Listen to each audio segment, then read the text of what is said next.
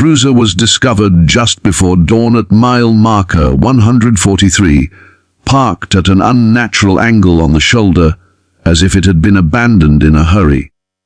Its engine was still running, headlights burning holes through the early morning fog, and the light bar continued to spin in slow, hypnotic circles that painted the swamp in pulses of red and blue.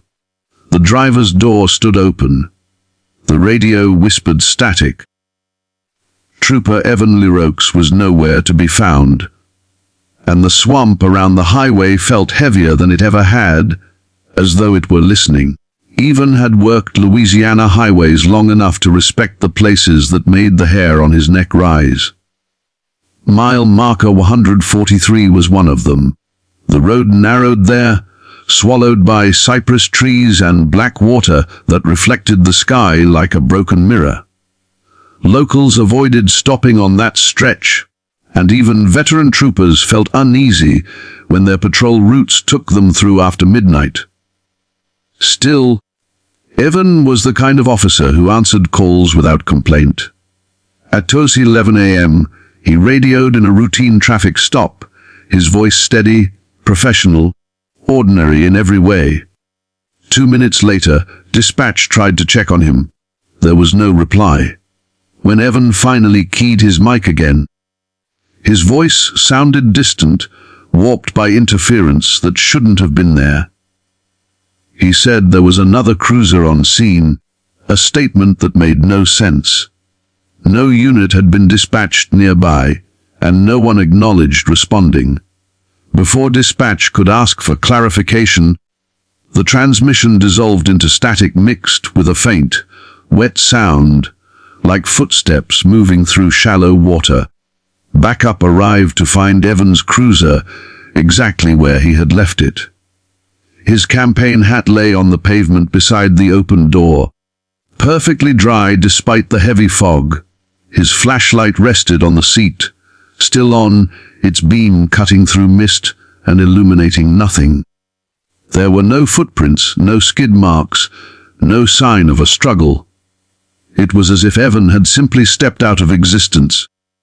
Search teams combed the swamp for days, finding only deep water, thick roots, and a silence that pressed in on them from all sides. Among the older troopers, the disappearance stirred memories no one liked to revisit. Decades earlier, another officer had vanished at the same mile marker under nearly identical circumstances. That case had been buried under paperwork and time, but the road remembered. It always did. 3 nights after Evan disappeared, a rookie dispatcher heard a familiar call sign come through her headset. The voice was calm, clear, unmistakable. Even Leroux was calling in a traffic stop at mile marker 143. The room fell silent as supervisors rushed in, assuming a malfunction. They tried to respond, but the voice returned on its own, mentioning an uncooperative driver before cutting out abruptly. No cruiser was logged there. No unit acknowledged seeing anything on their dash cams. Reports began trickling in from civilians soon after.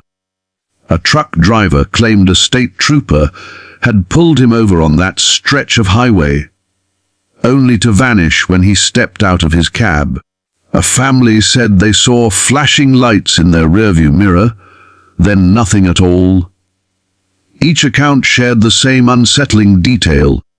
The trooper never spoke, never moved much, and seemed soaked, as if he had just climbed out of the swamp itself. The department quietly adjusted patrol routes, instructing troopers not to initiate stops near mile marker 143 unless absolutely necessary. Even Leroux was eventually declared dead, his body unrecovered, his badge never found. Yet the calls never completely stopped. Every so often, usually during foggy nights when the swamp crept close to the road, a transmission would slip through the radio, static-laced, calm and patient. They called it a road only out of habit, a narrow ribbon of cracked asphalt slicing through miles of Louisiana swamp, where the trees leaned inward and sunlight rarely touched the ground. Official maps gave it a number, but troopers knew it by reputation alone. If your patrol route took you there after midnight, you drove faster, spoke less, and never stopped unless ordered. Too many officers had vanished along that stretch for coincidence to explain it away. Trooper Marcus Hebert learned about the road his first month on night shift. The warning came quietly, passed from one veteran to another while lockers slammed shut and radios crackled to life. Cars stalled there without explanation. GPS units spun uselessly. Radios picked up whispers instead of dispatch. And sometimes, troopers arrived at roll call the next day, unable to remember entire hours of their shift, their uniforms soaked with swamp water they couldn't explain. Marcus didn't believe in ghost stories, but belief didn't matter the night his cruiser engine died right in the middle of that stretch. One moment he was rolling at 55, the next the dashboard went black and the engine coughed into silence. The swamp closed in immediately. Fog drifted low over the road, thick enough to swallow his headlights. When he reached for the radio, it hissed with static so loud it hurt his ears. He stepped out of the cruiser, boots crunching softly on gravel. The air smelled of rotten stagnant water, heavy and wet in his lungs. Somewhere nearby, something splashed. Marcus told himself it was an animal, but the sound repeated, slow and deliberate, like footsteps pacing him from the tree line. He shined his flashlight into the swamp and caught movement. Shadows slipping between cypress trunks, always just out of reach. The radio suddenly crackled to life. A voice came through, calm and professional, using an old call sign Marcus recognized from training manuals. The trooper who owned that call sign had died years earlier, swept away during a flood while responding to a crash on this very road. The voice asked Marcus if he needed assistance. When Marcus tried to answer, the radio cut out again, leaving only the sound of insects and his own breathing. Minutes stretched unnaturally long. Marcus felt disoriented, his thoughts slowing, the road behind him seeming farther away than it should have been. He noticed then that the fog wasn't moving like fog should. It curled inward, forming vague shapes that stood where people might stand.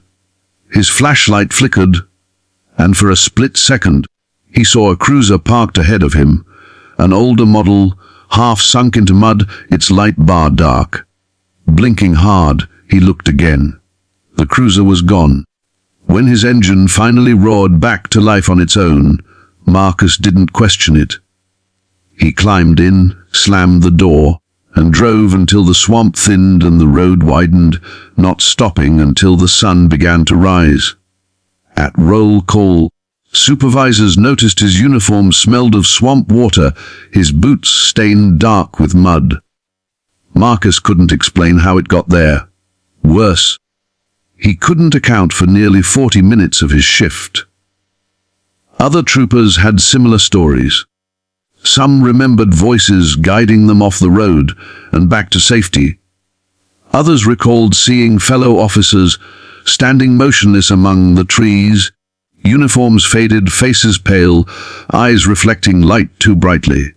A few never came back at all. Their cruisers were found days later, engines cold, doors open, radios softly humming. Official reports blamed accidents, disorientation, equipment failure. Unofficially, the road earned a new rule: no solo patrols, no stops, no responses unless lives were clearly at risk. Even then, dispatch kept units moving through quickly, as if lingering too long invited something to notice. It began as a routine transport, the kind Louisiana state troopers handled without a second thought. Trooper Nathan Collier picked up the prisoner just after sunset from a rural parish jail, tucked between sugarcane fields and swamp. The man had been found wandering along a back road, barefoot, clothes torn and soaked, unable or unwilling to explain where he came from. He hadn't resisted arrest. He hadn't spoken at all. He had only stared, eyes unblinking, reflecting light in a way that made the deputies uneasy.